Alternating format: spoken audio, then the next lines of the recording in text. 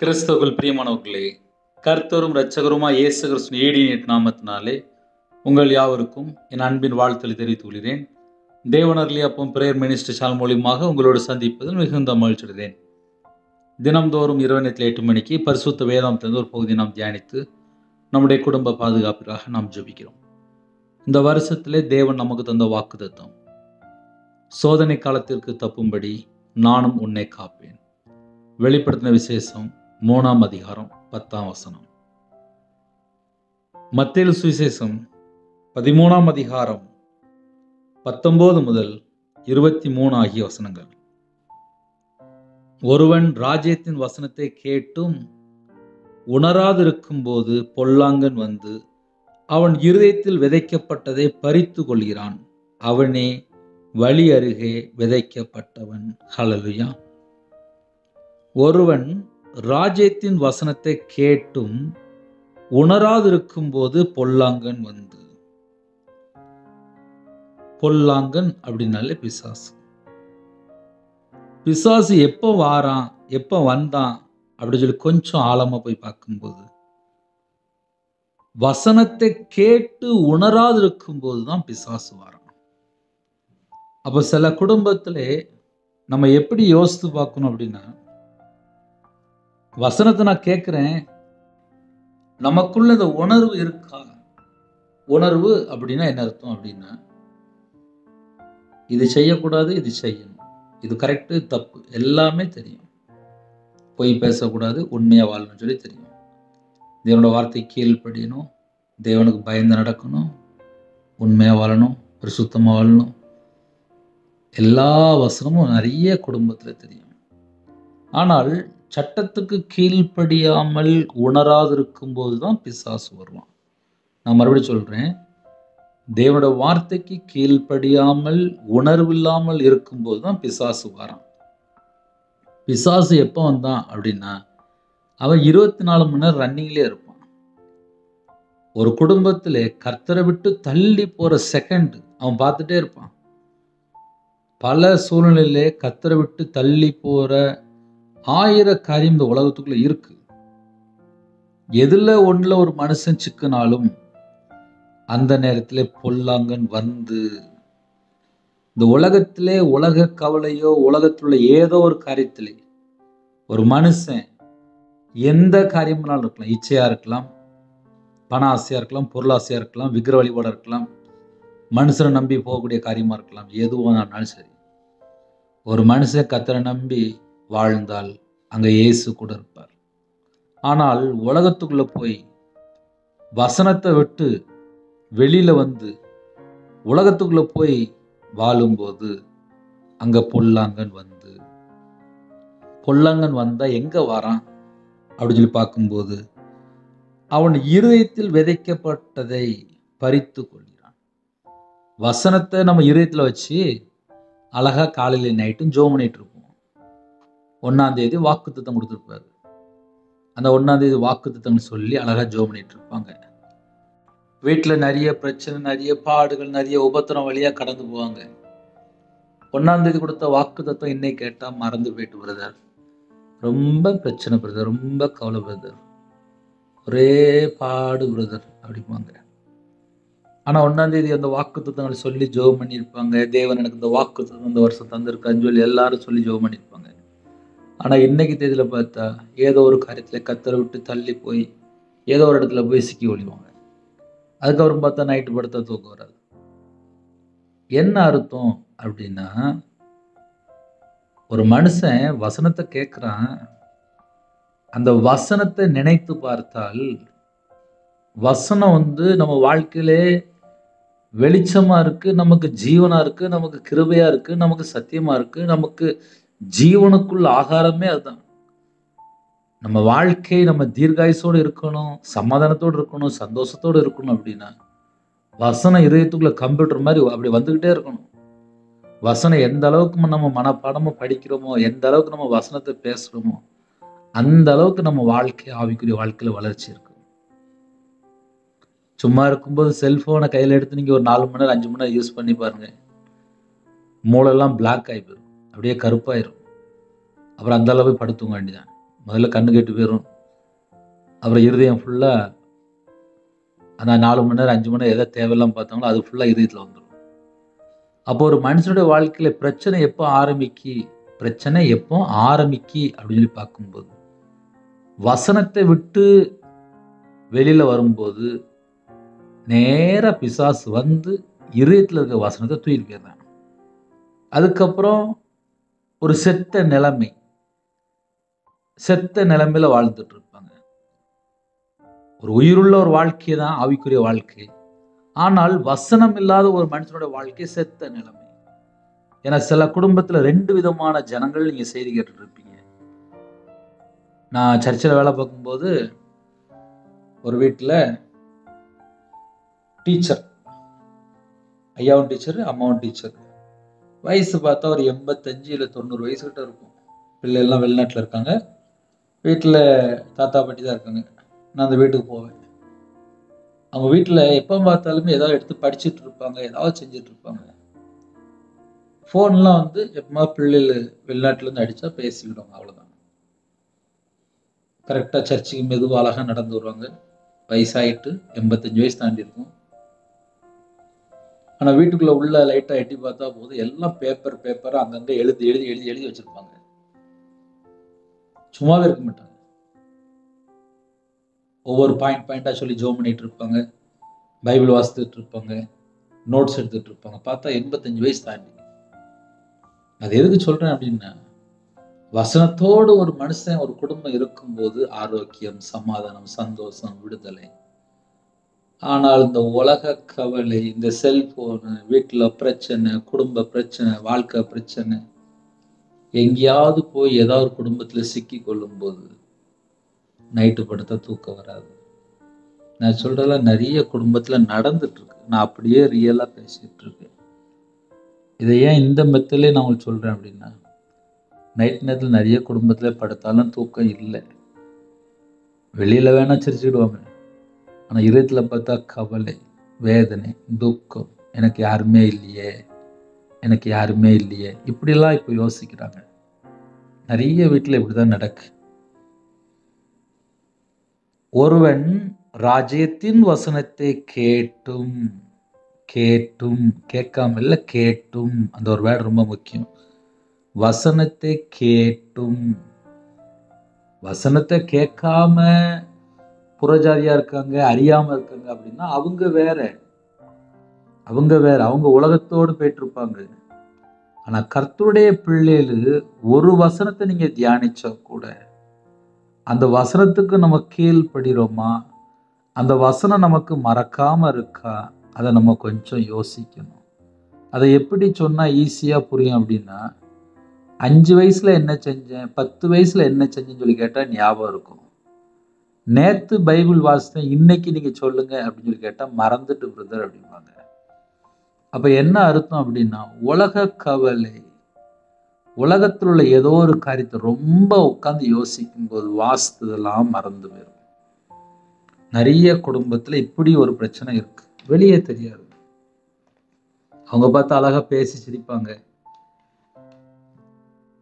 குடும்ப பிரச்சனையா இருக்கலாம், வாழ்க்கையில் உள்ள ஏதாவது ஒரு போராட்டமா இருக்கலாம், ஜெப குறைவா இருக்கலாம், வேத வாசிப்பு குறைவா இருக்கலாம், கர்த்தரை விட்டு தள்ளி போற சில பாவ காரியமா இருக்கலாம். ஒருவன் ராஜ்யத்தின் வசனத்தை கேட்டும். பிரதர், நீங்க அனுப்புற எல்லா வீடியோ நான் பார்க்குறேன் பிரதர். நான் காலையிலும் கேட்குறேன், நான் நைட்டும் கேட்குறேன். ஒரு சின்ன கேள்வி, உங்க வாழ்க்கை மாற்றம் இருக்கா? ஒரு தாயார் ஜெபிக்க வரும்போது சொன்னாங்க, உங்களுடைய சேனல் கர்த்தருடைய கிருபையினாலே ஆசீர்வாதமா இருக்கு. நான் இப்போ 2 தடவை பைபிள் வாசித்து முடிச்சு நான் 3ஆவது தடவை வாசித்துட்டு இருக்கேன். நான் ரட்சிக்கப்பட்ட நாள்ல இருந்து பைபிள் வாசின்னு சொல்லி எனக்கு ஒரு அக்கறை இல்லை. ஆனால் கர்த்தருடைய கிருபையினாலே ஆன்லைன் மூலியமா உங்களுடைய யூடியூப் சேனலில் பார்க்க ஆரம்பிச்சதுக்கப்புறம் நான் முழு பைபிளை நான் 2 தடவை வாசித்துட்டேன். இப்போ நான் 3ஆவது தடவை வாசிச்சுட்டு இருக்கேன் அப்படின்னாங்க. அவங்க ஒரு இடத்துல இருக்கிறாங்க, செய்தி கேட்குறாங்க. அவங்க வீட்டில் அவங்க கையில் பைபிள் எடுத்து 2 தடவை வாசித்து முடிச்சிருக்காங்க. அதுதான் நமக்கு சாட்சி. இன்னைக்கு ஒரு 10,000 கிடைச்சிட்டு 5,000 கிடைச்சிட்டு அது அந்த நேரத்துக்கு மட்டும்தான். ஆனா பரிபூரணமான ஆசீர்வாதம் எப்ப அப்படின்னா, நீங்க வீட்ல கையில பைபிள் எடுத்து ஆசீர்வதிக்கப்பட்டாச்சா? 365 நாளும் வீட்ல பைபிள் வாசிக்காம அப்படியே வீட்ல இருப்பாங்க. அந்த வீட்ல இயேசு எப்படி இருப்பாரு? நம்ம நார்மலா யோசிச்சு பார்ப்போமே. படிக்க தெரியல, 1ஆம் கிளாஸ் கூட நான் போல அப்படின்னா, அவங்க வேற. அவங்க ஜெபத்துல இருப்பாங்க. அவங்க காதுல வசனம் கேட்டுட்டு இருப்பாங்க. அந்த வசனம் எப்படி இருக்குன்னு சொல்லி யோசிச்சுட்டு இருப்பாங்க.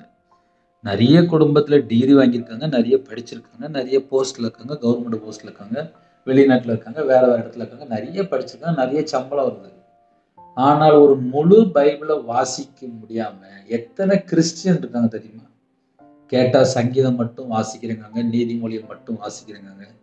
அது ஒரு நாளைக்கு ஒரு 2 நிமிஷம் தான் வாசிப்பாங்க. கேட்டா நேரம் இல்ல அப்படிம்பாங்க. ஒருவேளை சில குடும்பத்துல, வீட்ல பல சூழ்நிலை இருப்பீங்க, நேரம் இல்லாம இருப்பீங்க. ஆனால் நியாயத்தீர்ப்பு நாள்ல போய் நம்ம கணக்கு சொல்லணும். உங்க கையில பைபிள குடுத்துட்டாரு. என் கையில பைபிள குடுத்துட்டாரு. நான் எவ்வளவு நேரம் வாசிக்கிறேன் பரலோகம் பார்த்துட்டு இருக்கும்.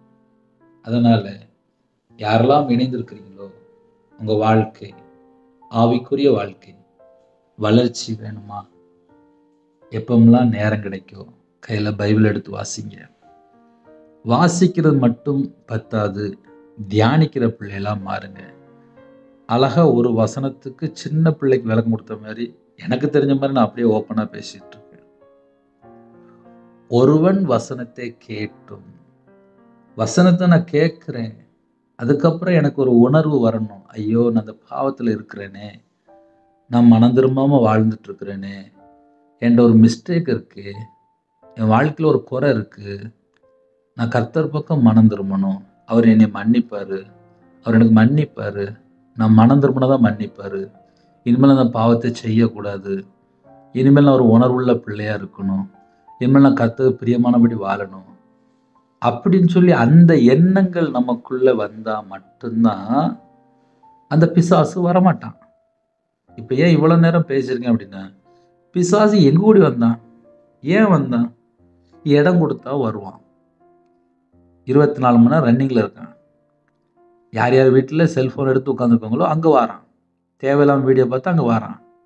அவனுக்கு ஒரு கொஞ்சோண்டு இடம் கொடுத்தா போதும், 1% இடம் கொடுத்தா போதும், வந்துடுவான். ஆனா கர்த்தருடைய பிள்ளைகள் இரவும் பகலும் வேதத்தை தியானிக்கிற பிள்ளைகளா இருக்கும்போது கர்த்தர் ஆசீர்வதிப்பார்ல. அப்ப ஆசீர்வாதத்தை பெற்றுக்கொள்ளணும் அப்படின்னா, அதுக்கு நம்ம எவ்வளவு தூரம் வேலை செய்யணும்? நம்ம கொஞ்சம் நார்மலா யோசித்து பார்ப்போமே. அதனால இரவு நேரத்திலே எல்லா குடும்பத்துக்கும் ஒரே செய்தி தான். வசனத்தை கேட்டும் உணராதிருக்கும் போது பொல்லாங்கன் வந்து. அப்புறம் நிறைய குடும்பத்துல சொல்லுவாங்க, பிரதர் என் வீட்டுல இந்த பிரச்சனை இருக்கு, என் வீட்டுல இந்த பிரச்சனை இருக்கு, ஏன் பிரச்சனை இருக்கு? வசனத்தை கேட்டாங்க, அங்க உணர்வு இல்லை. உணர்வு இல்லைன்னா அங்க பிசாசு உள்ள வரான். வசனத்தை கேட்டதுக்கு அப்புறம் என் வாழ்க்கையில ஒரு மாற்றம் இருக்கணும், அதுதான் ஆவிக்குரிய வாழ்க்கையில வளர்ச்சி. அந்த இடத்துல தான் பிசாசு வரமாட்டான். வசனத்தை கேட்டதுக்கு அப்புறம் உணர்வு இல்லாம இருக்கு அப்படின்னா அங்க பொல்லாங்கன் வந்து. பொல்லாங்கன் அப்படின்னா பிசாசு வந்து. பிசாசு வந்ததுக்கு அப்புறம் என்ன நடக்கு அப்படின்னா, உங்க இதயத்துல என்ன வசனம் இருக்கோ அந்த வசனத்தை மட்டும் அழகா தூக்கிட்டு போயிடுவான். அவன் வந்து இருதயத்துல விதைக்கப்பட்டதை பறித்து கொள்கிறான். உங்க இருதயத்துல என்ன வசனம் இருக்கோ அதை மட்டும் பறித்து கொள்றானா, அதை மட்டும் எடுத்துட்டு போறான். அப்ப பிசாசு ஏன் வந்தான் அப்படின்னா, உங்க இருதயத்துல வசனத்தை தூக்கிட்டு போக தான் வரான். அதை முதல்ல நம்ம ஆவிக்குரிய பிள்ளைகளை அறிந்து கொள்ளணும். பிசாசு வந்தான்னு சொல்றதை விட, உணர்வு இல்லாம ஒருத்தன் இருக்கிறான் அப்படின்னா அவனோட இதயத்துல என்ன வசனம் இருக்கோ அதை தூக்கிட்டு போயிடுவான். அப்புறம் என் வாழ்க்கையில எனக்கு ஆசீர்வாதம் இல்லை, சமாதானம் இல்லை, என் வீட்டில் எனக்கு பிரச்சனை, போராட்டம் அப்படின்னு சொல்லி குழம்பிட்டு இருக்க வேண்டியதான். நைட் நேரத்தில் இப்படி நம்ம பேசினதை 4 குடும்பத்துக்கு கரெக்டாக புரியும். ஏன்னா சில குடும்பத்தில் கத்தரை விட்டு தள்ளி போயிட்டாங்க. அவங்க பார்த்தா செல்ஃபோனில் இப்போ உலகத்தில் வாழ்ந்துட்டு இருக்காங்க. வீட்டில் போய் பார்த்தா தெரியும், கையில் பைபிள் எடுத்து வாசிக்க மாட்டாங்க, ஜெபம் பண்ண மாட்டாங்க, தேவனை தேட மாட்டாங்க, உணர்வு இல்லாமல் வாழ்ந்துட்டு இருப்பாங்க. உணர்வு இல்லாமல் வாழும்போது அவங்க இதயத்தில் வசனம் இருக்காது. வசனம் இல்லாத ஒரு மனுஷன் எப்படி இருப்பான்? செத்த நிலைமையில இருப்பான். ஆவிக்குரிய வாழ்க்கையில செத்து போன நிலைமையில இருப்பாங்க. அதனால் கர்த்தருடைய பிள்ளைகள் இந்த வசனத்துக்கு எவ்வளோ தூரம் நம்ம சொல்ல முடியுமோ சொல்லியாச்சு. அதனால் புரிந்து கொள்வது நம்ம கையில் தான் இருக்கு. அவனே வழி அருகே விதைக்கப்பட்டவன். அவனே. அப்போ உணராம இருக்கிறாங்க அப்படின்னா அவர்களை குறித்து வேதம் சொல்கிறது வழி அருகே விதைக்கப்பட்டவர்கள். அடுத்தாப்புல கற்பாறை இடங்களில் விதைக்கப்பட்டவன். கடினம் உள்ள இருதயமா இருக்கும், முரட்டாட்டமா இருக்கும், முரட்டாட்டமா இருப்பாங்க, கல்லு மாதிரி இருதயம் இருக்கும். எத்தனை வசனத்தை கொண்டு பேசினாலும் இருதயம் கல்லு மாதிரி இருந்தா என்ன ஆகும்? அப்படியே இருப்பாங்க, அவ்வளவுதான். கற்பாறை இடங்களில் விதைக்கப்பட்டவன் வசனத்தை கேட்டு, வசனம்லாம் கேட்பாங்க, ஆனா இருதயம் எப்படி இருக்கு? கற்பாறை மாதிரி இருக்கு. கற்பாறையில கொண்டு போய் சுத்தில எடுத்து அடிச்சுட்டு இருக்கணும்.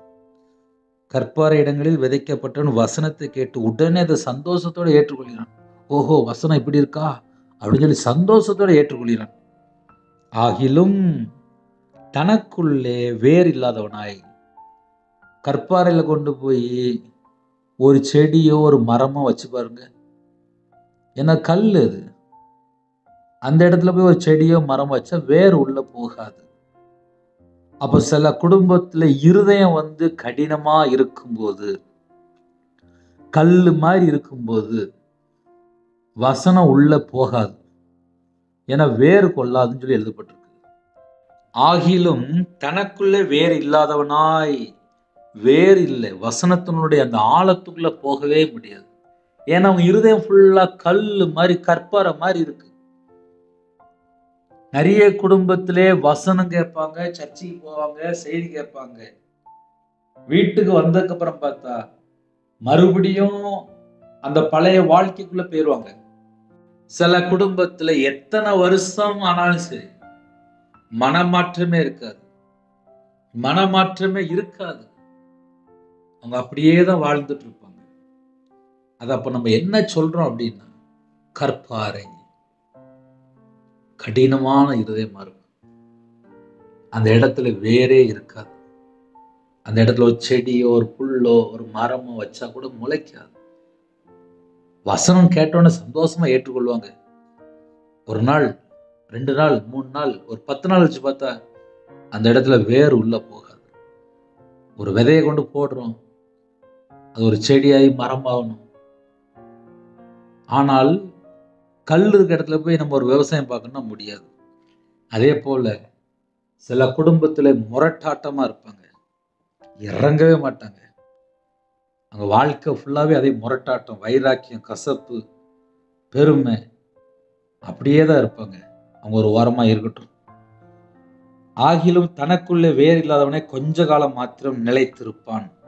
கொஞ்ச காலம் மட்டும்தான் நிலைத்திருப்பாங்களாம். அப்ப ரொம்ப நாள் ஸ்டெடியா இருக்க மாட்டான்னு அர்த்தம். அடுத்தாப்புல வசனத்து நிமித்தம் உபத்திரமும் துன்பமும் உண்டான உடனே இடல் அடைவான். வசனம் இப்படி இருக்கு, வசனம் இப்படி இருக்கு, வசனம் எப்படின்னு சொல்லி நம்ம மறுபடியும் சொல்லிட்டே இருப்போம். எங்களுக்கு தெரியும்ல, நாங்க தான் மாற மாட்டோம்ல அப்படி சொல்லிட்டு இடரல் அடைஞ்சிருவோம். வசனம் கேட்டா மனம் திரும்பணும், வசனம் கேட்டா கீழ்ப்படியணும், வசனம் கேட்டதுக்கு அப்புறம் நம்ம வாழ்க்கையை மாற்றிக்கொள்ளணும். அவங்க வாழ்க்கை தான் பெஸ்டான வாழ்க்கை. வசனத்து நிமித்தம் உபத்திரமும் துன்பமும் உண்டான உடனே, ஏன் வசனத்து நிமித்தம் துன்பம், ஏன் உபத்திரம் வருது? வசனத்துக்கு கீழ்ப்படிந்தா ஆசீர்வாதம், கீழ்ப்படியாம இருக்கும்போது உபத்திரம் துன்பம் வந்துடும். இப்ப நானே இருக்கேன், வசனம் தெரியாம இருக்கும்போது எனக்கு என் வாழ்க்கை வேற.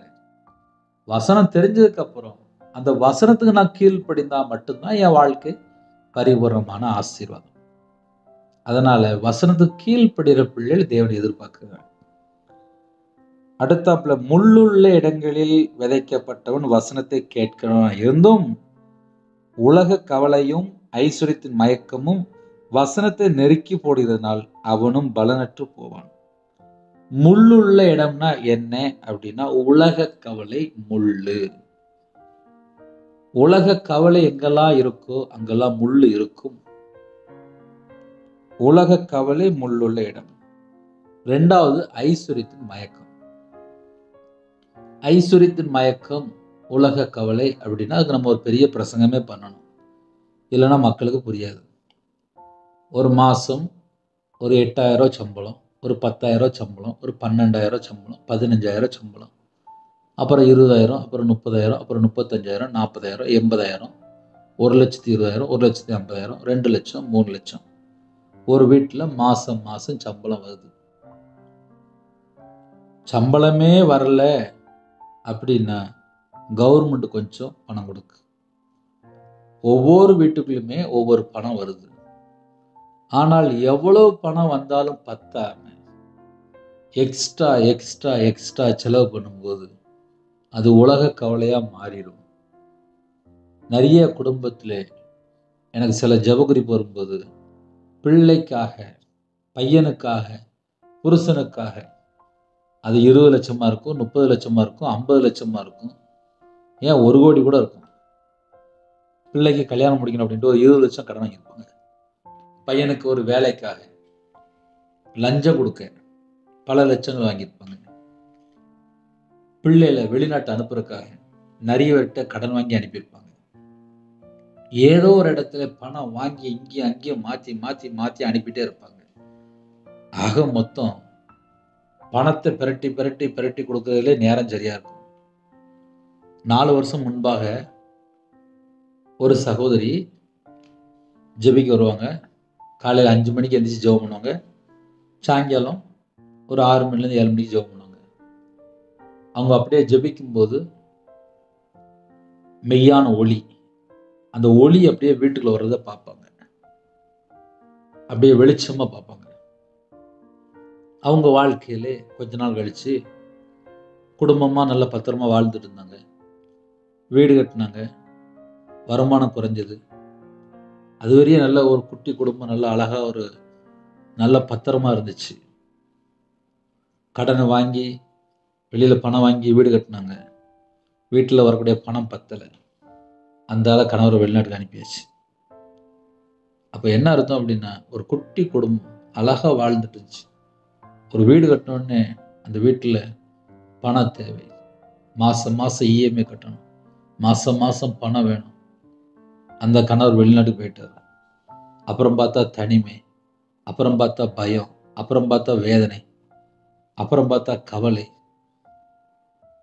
ஏன்னா நகை ஃபுல்லாக பேங்கு போயிட்டு, கணவர் வெளிநாட்டில் இருக்காரு, பணம் வரல, அங்கே போன இடத்துல வரல, ஆள் வரல, பல பிரச்சனைகள். இதுக்கு பின்னாடி என்ன இருக்கு அப்படின்னு சொல்லி பார்க்கும்போது ஒரு மனுஷன் ஏதாவது ஒரு இடத்துல மாட்டிக்கொள்றான். அவன் தன் தன் சுய இச்சையினால் இழுக்கப்பட்டு சிக்கொண்டு சோதிக்கப்படுகிறான். நைட் நேரத்தில் கர்த்தருடைய பிள்ளைகள் தேவனுக்கு பிரியமானபடி வாழ்ந்தால் ஆசீர்வாதம். முள்ளுள்ள இடம் உலக கவலை. உலக கவலை இருக்கா? கொஞ்சம் செக் பண்ணி பாருங்க. ஐஸ்வர்யத்தின் மயக்கம் இருக்கா? ஒன்றும் உலக கவலையா இருக்கலாம். இல்லை பணம் சம்பாதிக்கணும், பொருள் வேணும், சொத்து சேர்க்கணும், வீடு கட்டணும், நான் நல்லா இருக்கணும், என் பிள்ளை நல்லா இருக்கணும், என் குடும்பம் நல்லா இருக்கணும், என் வம்சம் நல்லா இருக்கணும், கோடி கோடியாக பணம் சம்பாதிக்கணும். காலையிலேருந்து ராத்திரி வரையும் ஒன்லி போய் தான் பேசுவாங்க. அவங்களுக்கு பணம் சம்பாதிக்கணும், பணம் சம்பாதிக்கணும், பணம் சம்பாதிக்கணும். கர்த்தரை குறித்து பயம் இருக்காது, தேவ பயம் இருக்காது, தேவனுக்கு பிரியமான ஒரு வாழ்க்கையில் இருக்காது. அவங்க இருதயம் ஃபுல்லாக பணம் பணம் பணம் பணம் பணம், பணத்தை மட்டுமே டார்கெட் பண்ணிட்டு இருப்பாங்க. இயேசு விட்டுருவாங்க. முள்ளுள்ள இடம். அவங்களுக்கு ஒரு பிரச்சனை, அதனால பணம் வேணும். சில ஜெப குறிப்பு வரும். 30 லட்சம் கடன் இருக்கு, 1 கோடி கடன் இருக்கு, 2 கோடி கடன் இருக்கு, பல கோடி கடன் இருக்கு. அந்த நேரத்தில் ஜெபம் பண்ணியிருப்பாங்க. அதுக்கப்புறம் மறுபடியும் அடுத்த ஃபோன் கால் வரும். இன்னைக்கு பணம் தரீங்களா, நாளைக்கு தரீங்களா, நாளைக்கு சரிங்களான்னு சொன்ன உலக கவலை இருதயத்தில். அப்புறம் ஐஸ்வர்யத்தின் மயக்கம். இந்த 2 உள்ள வந்த உடனே வசனத்தை நெருக்கி போடுகிறது. வசனத்தை நெருக்கி போடும்போது அவனும் பலனற்று போகிறான்.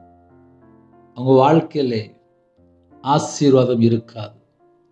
தேவனிடத்திலிருந்து வரக்கூடிய ஆசீர்வாதம் இருக்காது. நல்ல நிலத்தில் விதைக்கப்பட்டவனும் வசனத்தை கேட்கிறவனும் நல்ல நிலமா இருக்கணும். நம்ம இருதயம் பரிசுத்தமா இருக்கா, உண்மையா இருக்கா, பிதா, குமாரன், பரிசுத்த ஆவியானவர் நம்ம இருதயத்துக்குள்ள வாசம் பண்றதுக்கு நம்ம இருதயம் செம்மையா இருக்கா, நம்ம இருதயத்துக்குள்ளே மனம் திரும்பி பாவ மன்னிப்பை பெற்றுக்கொண்டு ஆத்துமா உயிர்ப்பிக்கப்பட்ட நிலைமையில இருக்கா, கர்த்தருடைய வருகையிலே நாம் பரலோகத்துக்கு போறதுக்கு ஆயத்தமா இருக்கிறோமா? நல்ல நிலத்தில் விதைக்கப்பட்டவங்க பரலோக ராஜ்யத்தினுடைய அந்த எல்லா தரிசனம், அந்த ஆவிக்குரிய அனுபவத்துக்குள்ள, ரகசியத்துக்குள்ளே அவங்க பல காரியத்துல வளர்ந்துட்டு இருப்பாங்க. நம்ம வாழ்க்கையிலே நம்ம தேவனுக்கு பிரியமானபடி வாழ்ந்தால் நம்ம குடும்பம் ஆசீர்வாதமா இருக்கும். நம்ம நல்ல நிலமா இருக்கிறோமா, முள்ளுள்ள நிலமா இருக்கிறோமா, கற்பாறையா இருக்கிறோமா, நம்ம தான் கொஞ்சம் யோசித்து பார்க்கணும். சில குடும்பத்திலே வழி அருகே விதைக்கப்பட்டவங்களா இருப்பாங்க. நாங்கள் ஒரு ஊருக்கு போனோம், அங்கே ஒருத்தவங்க ஹாஸ்பிட்டல் இருக்கும்போது சுவிசேஷம் சொன்னாங்க, அதை நாங்கள் கேட்டோம். என் வீட்டில் கணவர் சரியாயிட்டு, என் பிள்ளை சரியாயிட்டு அப்படிம்பாங்க. அதுக்கப்புறம் பார்த்தா சர்ச்சுக்கும் போக மாட்டாங்க, ஜெபமும் பண்ண மாட்டாங்க. வாலிப வயசுல பிள்ளைகள் எக்ஸாம் எழுதுறதுக்காக சர்ச்சில் போய் ஜெபம் பண்ணியிருப்பாங்க. அந்த பிள்ளைகள் பாஸ் ஆகிருக்கும், திருமணத்துக்காக ஜெபம் பண்ணியிருப்பாங்க, திருமணம் முடிஞ்சிருக்கும். அதுக்கப்புறம் பார்த்தா விக்கிரத்தில் போய் திருமணத்தை முடிச்சிருப்பாங்க. அதுக்கப்புறம் அவங்களோட வாழ்க்கையில் வளர்ச்சி இருக்காது, அவங்களோட வாழ்க்கையில் செத்து போன நிலைமையில இருப்பாங்க. என்னன்னு சொல்லி கேட்கும்போது முதல்ல இயேசுவை மறந்துருப்பாங்க. ஒரு குடும்பத்தில் இயேசுவை மறந்ததுக்கப்புறம் எப்படி ஆசீர்வாதம் இருக்கும்? இயேசுவை மறந்ததுக்கப்புறம் அவங்களோட வாழ்க்கை செத்து போன நிலைமையில இருக்கும். அதனால ஆவிக்குரிய பிள்ளைகள் ரொம்ப கேர்ஃபுல்லாக இருங்க. நான்லாம் நல்ல அடி வாங்கியிருக்கேன். வசனத்துக்கு கீழ்ப்படியல அப்படின்னா ஆசீர்வாதம் இருக்காது. அதுக்கு பேர் தான் அடி. அடின்னா நீங்கள் தப்பாக நினைக்கக்கூடாது. கர்த்தருடைய பிள்ளைகள் தேவனோட வார்த்தைக்கு கீழ்ப்படிந்தால் ஆசீர்வாதம். தேவனோட வார்த்தை கீழ்ப்படியலன்னா தான் ஆசீர்வாதம் இருக்காதே. அப்போ நம்ம அடி வாங்கின கணக்கு தானே. அதனால இரவு நேரத்தில் நம்ம ஜெபிக்கிற பிள்ளைகள் தேவ சத்தத்தை கேட்கறது மாத்திரம் அல்லாமல் நம்ம குடும்பம் ஒரு மாற்றமாக இருக்கா, அதை நம்ம நார்மலாக யோசித்து பார்ப்போம். அதுக்கு தான் ரொம்ப பொறுமையாக பேசிட்டு இருக்கேன். ஆவிக்குரிய வாழ்க்கையிலே நீங்கள் எப்படி இருக்கிறீங்க, பையன் எப்படி இருக்கிறான், கணவர் எப்படி இருக்காரு, வீட்டில் யாரெல்லாம் எப்படி இருக்கிறீங்க, இல்லை டிவி, நாடகம், லேப்டாப்பு, டேபு, ஃப்ரெண்டு, மதுபான அடிமை, போதைக்காரிகள், விபச்சாரம், விக்கிர வழிபாடு, எங்கேயாவது போய் யாராவது போய் சிக்கிட்டு இருக்கிறாங்களா? தேவையில்லாமல் பல மணி நேரம் சிக்கிட்டு இருப்பாங்க. ஒரு நியூஸ் பார்த்தாங்க அப்படின்னா பரவாயில்ல, களியாட்டு, தேவையில்லாமல் எங்கேயா போய் சிக்கி கொள்வாங்க. நல்ல நிலத்திலே விதைக்கப்பட்டவங்க வசனத்தை கேட்பாங்க, வசனத்தை கேட்டு உணர்வாங்க, உணர்கிறவனுமா இருந்து 100ஆகவும் 60ஆகவும் 30ஆகவும் பலன் தருவான். வசனத்தை கேட்டு உணர்வு வந்துட்டு அப்படின்னாலே ஒன்று 100 மடங்காக இருக்கும், இல்லை 60 மடங்காக இருக்கும், இல்லை 30 மடங்காக இருக்கும். அதனால் ஆசீர்வாதம் பெற்றுக்கொள்வது நம்ம கையில் இருக்கு. அதனால் நம்ம அந்த சத்தத்தை கேட்கும்போதே இன்னைக்கு பேசியிருக்காங்களா, என் வாழ்க்கை இப்படி இருக்கா, அப்போ நான் இன்னும் குறையா இருக்கிறேன்னா உடனே அப்பா நான் இந்த காரியத்தில் குறையா இருக்கேன்ப்பா, என்னை மாற்றித்தாங்கப்பா. தேவனுடைய சமூகத்தில் தாழ்த்தினீங்கனாலே போதும். கர்த்தருடைய கிருபையினாலே தேவனர்லே அப்போ மினிஸ்டர் மூலியமாக அழகா இரவும் போலுமா செய்தி கேட்குறீங்க. உங்கள் குடும்பத்தை கர்த்தர் ஆசீர்வதிக்கிறார். நிறைய குடும்பத்தில் சாட்சி சொல்லிட்டு இருக்கீங்க. சாட்சி அப்படின்னா என்ன அர்த்தம் அப்படின்னா மனமாற்றம், விடுதலை. சில குடும்பத்தில் என்ன சொல்லுவாங்க அப்படின்னா, இப்போ நாங்கள் வீட்டில் டிவி பார்க்குறதில்ல பிரதர், நாடகம் பார்க்குறத விட்டுட்டோம், படம் பார்க்குறத விட்டுட்டோம், செல்ஃபோனில் தேவையில்லாம் பல மணி நேரம் உட்காந்துருந்தோம், இப்போ நாங்கள் விட்டுட்டோம். இப்போ எங்கள் வீட்டில் குடும்ப ஜெபம் இருக்குது, எங்கள் வீட்டில் நாங்கள் கையில் பைபிள் எடுத்து வாசிக்கிறோம், எங்கள் வீட்டில் இப்போ கணவன் மனைவி நாங்கள் சந்தோஷமாக இருக்கிறோம். அதுதான் சாட்சி. அரை மணி நேரம் கேட்டிங்களா, ஒரு 10 நிமிஷம் ஜெபம் பண்ணிங்களா, உங்கள் வாழ்க்கை ஆசீர்வாதமாக இருக்கா, நேரம் இருக்கா, கையில் பைபிள் எடுத்து வாசிங்க. நைட்டு தூக்கம் வரலையா, தனி ஜெபம் பண்ணுங்க. கர்த்தர் குடும்பத்தை ஆசீர்வதிப்பார். இரவு நேரத்திலே நன்றி சொல்லுங்க. அப்பா நாங்கள் வெளியில் போயிட்டு இருந்தோம், பத்திரமா பாதுகாத்தீங்க, நன்றிப்பா. தேவனோடு பேசுங்க. பரிபூர்ணமான ஆசீர்வாதம் கிடைக்கும். ஹல்லேலூயா. கண்களை மூடி நாம் ஜெபம் செய்வோம். கிருபை மகிமை இந்த பரிசுத்தமுள்ள நல்ல தகப்பனே, உம்மை நன்றியோடு துதிக்கிறோம், ஸ்துதிக்கிறோம்ப்பா. உங்க கரத்துல அர்ப்பணிக்கிறோம்ப்பா. எங்களோட நீங்க பேசுற ஒவ்வொரு வார்த்தைக்காக ஸ்தோத்திரம். இந்த நாள் முழுவதும் பாதுகாத்த கிருபைக்காக ஸ்தோத்திரம். இரவு நேரத்தில் ஜெபிக்கிற குடும்பத்தை உங்களுடைய கரத்துல அர்ப்பணிக்கிறோம். கண்ணின் மணியை போல பாதுகாக்கிற கிருபைக்காக 1000 மடங்கு ஸ்தோத்திரம். கற்பதனிக்கா ஜெபிக்கிற கத்தர் மனம் இறங்கி ஆசுறீங்க. மாசமா இருக்க தாய்மலையும் ஆசுறீங்க. டெலிவரி பண்ணுங்க. பரம வைத்தியர் கூட இருங்க. பிள்ளைகள் வயசு அதிகமாகிட்டு போது எல்லா தடைகளும் நீக்கி ஆசுறீங்க. சில குடும்பத்துக்குள்ள பிரிவினை, டைவர்ஸ் கேஸ், கோர்ட்டு கேஸ் சொல்லி இருக்காங்க, ஜெயிலில் இருக்காங்க. சில குடும்பத்தில் விக்கிர வழிபாடு, மாந்திரிகம், பிள்ளி சுனிம், ஏவலில் கட்டப்பட்ட நிலைமை, மதுபான அடிமை, போதை காரியங்கள், கஞ்சா பழக்கம், விபச்சார அடிமை, இந்த எல்லா செத்த கிரியில் அழிக்கப்படட்டும். நைட் நேரத்தில் தற்கொலை எண்ணங்கள், மரண பயங்கள், கெட்ட சொப்பனம், தேவையில்லை எண்ணங்கள், அந்த எல்லா செத்த கிரியில் இயேசு கிறிஸ்து நாமத்தில் எரிஞ்சிருந்து சாம்பலாட்டும். இயேசு கிறிஸ்து நாமத்தை சுட்டு எரிக்கப்படட்டும். இயேசு கிறிஸ்து நாமத்தை சுட்டு எரிக்கப்பட்டோம். இயேசு கிறிஸ்து நாமத்தை சுட்டு எரிக்கப்பட்டோம். இன்பமான தூக்கம் தாங்க. எங்க ஆவியை உங்களுடைய கரத்தில் அப்படின்னு எங்க வீடு முழுவதும் இயேசு கிறிஸ்து ரத்தத்தில் பட்டு உருவினப்பட்டதோட தேவ தூதர்கள் உள்ளாவி கொண்டுட்டும். அதிகால வேளையில் துதிக்கிற துதியோட எலும்பகத்தை கிருபை செய்யுங்க. தேவையில்லா சொப்பனங்கள், தேவையில்லா எல்லாவற்றும் விலைக்கு வரக்கூடிய காரியத்தை வெளிப்படுத்துங்க. ஹாஸ்பிட்டலில் படுத்த படுக்கையில், அவசர சிகிச்சையில், காய்ச்சல், சளி, இருமல், வைரஸில் எந்த குடும்பத்தில் பாதிக்கப்பட்டிருக்காங்களோ, சில குடும்பத்தில் மன அழுத்தம், சில குடும்பத்தில் கண்ணில் ஆப்ரேஷன், ஹார்ட் ஆப்ரேஷன், முதுகில் ஆப்ரேஷன், காலில் ஆப்ரேஷன், சில குடும்பத்தில் பிளட் கேன்சர், சில குடும்பத்தில் மார்பில் கட்டி, கேன்சரில் 4th ஸ்டேஜ், கடைசி ஸ்டேஜ், சில குடும்பத்துக்குள்ளே கிட்னி பிரச்சனை, ஸ்ட்ரோக்கில் பாதிக்கப்பட்டிருக்காங்க, சில குடும்பத்தில் கர்ப்பப்பையில் பிரச்சனை, அப்பா சில குடும்பத்தில் அப்பா பல இடத்துல பிரச்சனை. எத்தனையோ குடும்பத்தில் ஜெபிக்கிறப்பா, சுகர் அதிகமாக இருக்குது, ப்ரெஷர் அதிகமாக இருக்குது. சில குடும்பத்தில் சொல்ல முடியாத அளவுக்கு பிரச்சனை, வயசாகிட்டு பலவீனம், மாத்திரை நிறைய எடுக்காங்க, தூக்கம் மாத்திரை எடுக்காங்க. நைட் நேரத்தில் கவர்மெண்ட் ஹாஸ்பிட்டல் இருக்காங்க, ப்ரைவேட் ஹாஸ்பிட்டல் இருக்காங்க, கண்ணில் சில குடும்பத்தில் அப்போ ஆப்ரேஷன் பண்ணியிருக்காங்க, சில குடும்பத்தில் எம்ஆர் ஸ்கேனுக்காக அப்போ ரிப்போர்ட்டுக்காக வெயிட்டிங்கில் இருக்காங்க, டாக்டர் ரிசல்ட்டுக்காக வெயிட்டிங்கில் இருக்காங்க. அப்போ எத்தனையோ குடும்பத்தில் பலவீனத்தோடு படுத்த படுக்கையில் இருக்காங்க. ஒவ்வொரு குடும்பத்தையும் கர்த்தர் தொட்டு சுகமாக்கணும். என் நாமத்தின் நிமித்தம் எதை கேட்டாலும் என்று சொன்னீங்க. இயேசு கிறிஸ்து நாமத்தினாலே, இயேசு கிறிஸ்து ரத்தத்தினாலே பரிபூர்ணமான சுகம் உண்டாகட்டும். இயேசு கிறிஸ்து ரத்தத்தினாலே, இயேசு கிறிஸ்து நாமத்தினால் பரிபூர்ணமான சுகம் உண்டாகட்டும். கர்த்தர் இந்த நாள் விடுதலை செய்ய வேண்டும். உங்களுடைய கரத்துல தாழ்த்த பண்ணிடும். நைட் நேரத்தில் படுத்து தூங்க போறாங்கப்பா. ஒவ்வொரு குடும்பத்துக்கும் கர்த்தர் சமாதானம் தாங்க. ஜெபித்த குடும்பம் இயேசு கிறிஸ்து நாமத்தினாலே பரிபூர்ணமாக ஆசீர்வதிக்கப்படட்டும். பலகணிகளை திறந்து கர்த்தர் பூர்ணமாக ஆசீர்வதிங்க. யாரெல்லாம் தாழ்த்துறோங்களோ அந்த குடும்பம் ஆசீர்வதிக்கப்படட்டும். வெளிநாட்டில் இருக்காங்க, எல்லா குடும்பத்தோட தேவையெல்லாம் சந்திங்க ராஜா. சில குடும்பத்தில் பஸ்ஸில் போகிறாங்க, காரில் போகிறாங்க, ட்ரெயினில் போகிறாங்க, ஃப்ளைட்டில் போகிறாங்க.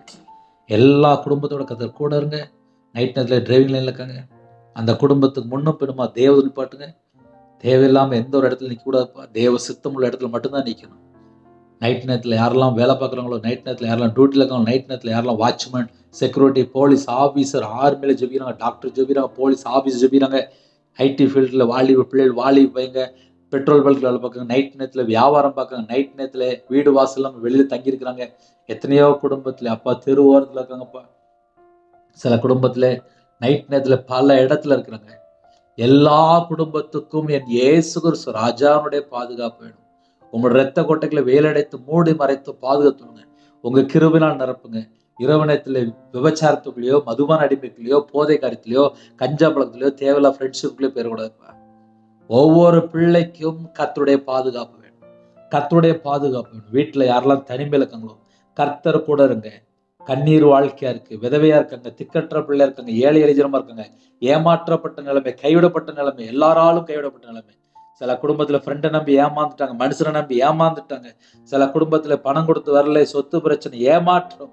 அந்த குடும்பத்துக்கு கர்த்தர் நியாயம் விசாரிங்க. நைட் நேரத்துல சில குடும்பத்துல எத்தனையோ காரியத்துக்காக கண்ணீர் வடிக்கிறாங்க. கடன், குழுவில் பணம் கட்டணும், நகை ஏலத்துக்கு வருது, ஸ்கூல் ஃபீஸ் கட்டணும், காலேஜ் ஃபீஸ் கட்டணும், வண்டி டியூ கட்டணும், கார் டியூ கட்டணும், ஹோம் லோன் இருக்கு, பர்சனல் லோன் இருக்கு, பிஸ்னஸ் லோன் இருக்கு, விவசாய லோன் இருக்கு, ஃபைனான்ஸில் வாங்கியிருக்காங்க, தெரிஞ்சவங்கள்ட்ட வாங்கியிருக்காங்க, சொந்தக்காரன்ட்ட வாங்கியிருக்காங்க. இந்த பணம்லாம் அடைக்கிறதுக்கு எங்களால் முடியலப்பா. என் இயேசு கிறிஸ்து ராஜா உதவி செய்யணும். ஒவ்வொரு குடும்பத்துடைய தேவைகளெல்லாம் கர்த்தர் சந்திக்கணும். உங்க பிள்ளைகளோட கர்த்தர் கூட சந்தித்து ஒவ்வொரு குடும்பத்தையும் ஆசீர்வதிங்க. தேவன் அருளியப்பம் பிரேயர் மினிஸ்டர் உங்களுடைய கரத்துல இருக்குது. கர்த்தர் பொறுப்படுத்தல, கர்த்தரோட நாம மட்டுமே விட்டோம். படிக்கிற பிள்ளைகள் ஃபர்ஸ்ட் ரேங்க் எடுக்கணும், நல்லா படிக்கணும். கேம்லயோ செல்போன்லயோ தேவையில்லாத ஃப்ரெண்ட்ஷிப்லயோ தேவையில்லாத நபர்கிட்ட பலரும் எதுலயும் இருக்கக்கூடாதுப்பா. உங்க பிள்ளைகளுக்கு கர்த்தருடைய பாதுகாப்பு வேணும். உங்களுடைய சமூகத்துல ஒவ்வொரு குடும்பத்தையும் அர்ப்பணிக்கணும். வேல் அடைத்து பாதுகாத்துங்க. சிறு பிள்ளைகள் முதல் கொண்டு முதியோர் எல்லாரையும் கர்த்தர் பொறுப்படுத்தல. ஹோம்ல இருக்காங்க, ஹாஸ்டல்ல இருக்காங்க, எல்லா குடும்பத்தையும் கர்த்தர் பொறுப்படுத்துங்க. தேவன் அருளியப்பம் மினிஸ்டர்ல ஆசீர்வதிங்க. அப்போ அவங்க மகனை உங்களுடைய கரத்தில் அப்படின்னா அப்பிரயோஜனமான ஊழியக்காரன் கர்த்தர் பொறுப்படுத்துங்க. அதிக அளவில் ஜெபிக்கிற பேசுறீங்க, ஜெபிக்கிற குடும்பத்தை கர்த்தர் பல மடங்கு ஆசீர்வதிங்க. யாரெல்லாம் என்னென்ன ஜெபகுறிப்பு அனுப்பிட்டாங்களோ எல்லா ஜெபகுறிப்பும் கர்த்தர் ஆசீர்வதிங்க. கர்த்தர் பொறுப்படுத்தும். துதிகான மகிமை எல்லாம் ஒருக்கே செலுத்திடும். இயேசு கிறிஸ்துவின் பிதாவே ஆமென். தேவனுக்கே மகிமை உண்டாவதாக. கர்த்தர் தாமே உங்களையும் உங்கள் குடும்பத்தின் சகல காரியத்திலும் சம்பூர்ணமாக திருப்தியாக கர்த்தர் கொடுத்து ஆசீர்வதிப்பாராக. ஆமென். கர்த்தராகிய இயேசு கிறிஸ்துவின் கிருபையும் பிதாவாகிய அன்பும் பரிசுத்தனுடைய ஐக்கியம் இப்பொழுது எப்பொழுது சதா காலங்களிலும் நம்மளோடு கொடுப்பதாக. ஆமென். கிறிஸ்துவில் பிரியமானவர்களே, என் பேர் Raviraj.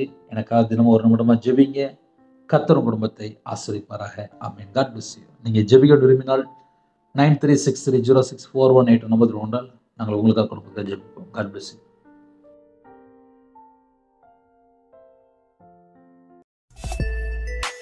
Thanks for watching. Please subscribe our channel. Click the like and share. Click the bell. God bless you.